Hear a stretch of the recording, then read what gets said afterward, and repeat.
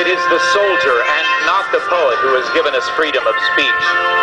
It is the soldier and not the reporter who has given us freedom of the press.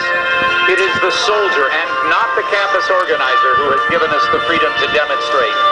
And it is the soldier who salutes the flag, who serves beneath the flag, and whose coffin is draped by the flag, who gives the protester